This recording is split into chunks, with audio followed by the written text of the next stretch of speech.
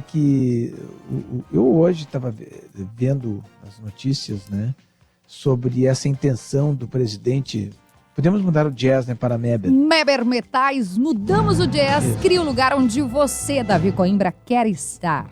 Estava vendo as notícias sobre a intenção do presidente do STF, o Dias Toffoli, de enviar para o Congresso um pedido, vamos dizer assim, uma sugestão, de que os condenados em segunda instância que façam apelação ao STJ, ao STF, não tenham prescritos os seus crimes até que sejam julgados as suas apelações, né? Entende o que significa isso, né? O sujeito foi condenado na primeira instância, condenado na segunda instância, e faz uma apelação ao STJ, depois ao STF.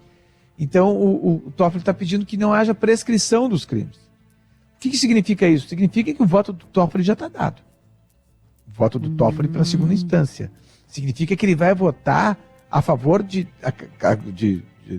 proibir a prisão em segunda instância, dizendo grosseiramente assim. Sim, né? Que é inconstitucional prender antes do trânsito em julgado, né? Vai declarar inconstitucional o artigo aliás, vai declarar constitucional, isso, o artigo 283 do Código de Processo Penal. Mas eu estou falando para as pessoas entenderem. Para as pessoas entenderem, não vai deixar prender antes do STF.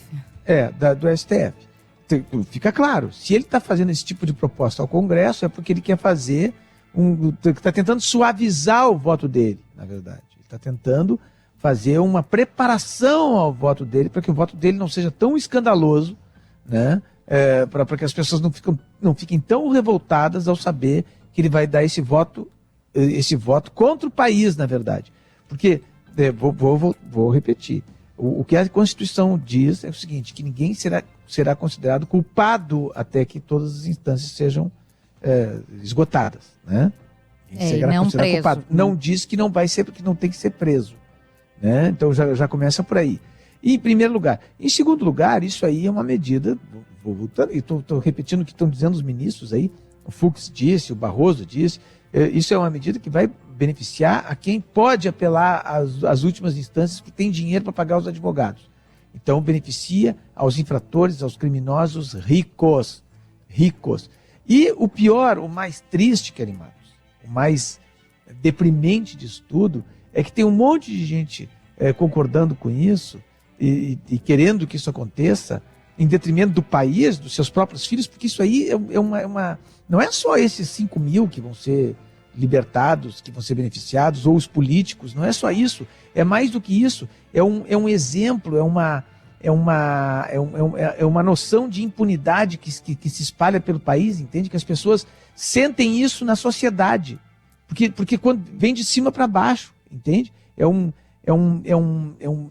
É algo de dentro para fora, de certa forma, de cima para baixo, porém de dentro para fora, porque perpassa para o resto da população esse sentimento de impunidade. E se espalha pelo país, que é algo que está fazendo terrível mal para o Brasil há muito tempo, a impunidade, né? E as pessoas estão fazendo isso, muita gente está fazendo isso só por causa do Lula. Só por causa do Lula. Eu vou te dizer, Kelly, para mim pouco se me dá se o Lula está preso ou está solto, se vai concorrer, se vai para casa, se vai casar, ou se vai ficar... Não interessa. O Lula é um só. Sabe? Agora as pessoas no Brasil vão ser prejudicadas. Os filhos dessas pessoas que estão pregando esse tipo de absurdo vão ser prejudicados. Porque a sensação de impunidade faz com que muita gente tenha a ousadia de cometer crimes que não cometeriam se não tivesse essa sensação. Eu uso como exemplo aqui os Estados Unidos, em que brasileiros aqui, vivendo aqui, não cometem delitos que cometeriam no Brasil, porque eles têm medo da punição. Tem medo da punição, é só por isso, É só por isso que se fala em educação, tá? A tua educação é importante, tudo isso é importante, tá? A injustiça social, que tudo isso é importante, tá? Tudo isso a gente não vamos relegar esse tipo de questão, certo? Só que a impunidade faz com que as pessoas estimula a criminalidade. Ela faz com que se aconteça mais. Eu estou dizendo o brasileiro aqui, que tem educação que teve no Brasil, que experimenta inclusive desnível social aqui nos Estados Unidos, passa por uma caixa da Amazon na frente de uma casa e não pega. Não pega. Hoje, eu estava te mostrando cenas aqui Halloween. Do Halloween, O que eu te disse quando eu vi o esqueleto lá? Isso que eu ia citar. A primeira coisa que tu disse, se fosse no Brasil, tinham levado tudo. Os enfeites estão na frente da casa sem muro. A abóbora, o esqueleto, já tinha alguém com tudo aqui, ó, abraçado. E por que não levam? Porque sabem que vão ser punidos se eles fizerem isso. Sabe que eu vou além, Davi, porque eu fiz recentemente o meu visto americano, né, para entrada nos Estados Unidos. No consulado americano, que é dentro do Brasil, ninguém dá um pio. Não dá um pio. Exatamente.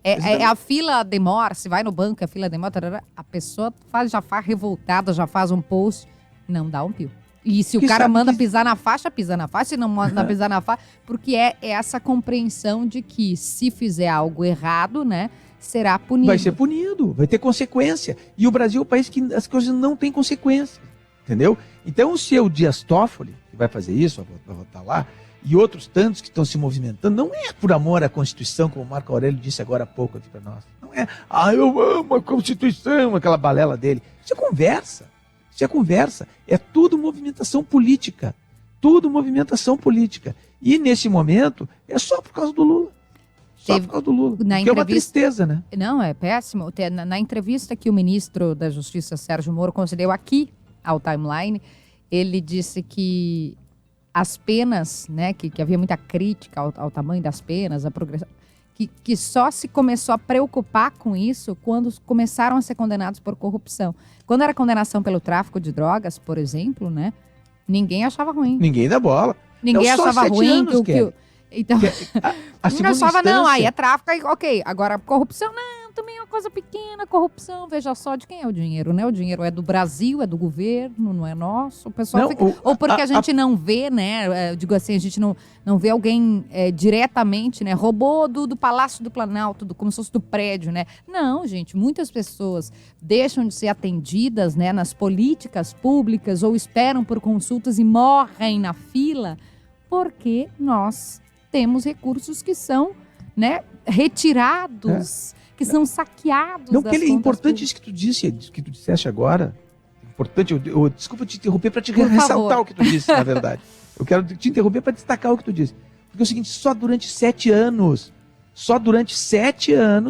é que foi, digamos assim, estou simplificando, proibida a prisão em segunda instância. Durante todos os outros anos não foi. E não havia nenhuma loucura, amor à Constituição, ai, que amor à Constituição que eu tenho, vamos acabar com esse negócio de prender, porque, sabe, é uma injustiça. Só o Brasil tem 4 instâncias. Só o Brasil tem. E aí, o que acontece? Por que de repente, se despertou esse amor pela Constituição e esse liberalismo, esse libertarismo dos nossos magistrados, dos nossos políticos, dos nossos juristas? Por que se libertou isso? Porque os políticos é que foram alcançados. É o que tu disse agora. Agora tu matou a charada. Porque os políticos foram alcançados. Só por isso. Só por isso. E essa movimentação está sendo feita para livrar os políticos. Os políticos. Não é por amor à Constituição. Não é por amor à justiça. Não é por amor à equidade, porque isso ao contrário, é desigualdade. Tá? É para livrar a cara dos políticos.